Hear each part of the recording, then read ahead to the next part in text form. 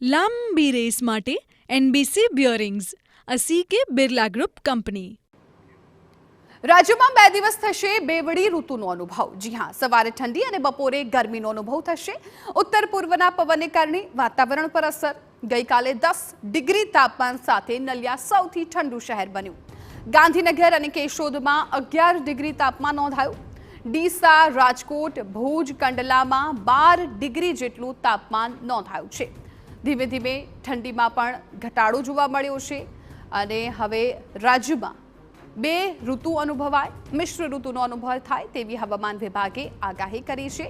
સવારે ઠંડી અને બપોર બાદ ગરમીનું વાતાવરણ રહી શકે છે. ખાસ કરીને અલગ અલગ જે શહેરો છે એનું તાપમાન કેટલું છે પણ તમે સ્ક્રીન પર જોઈ રહ્યા છો.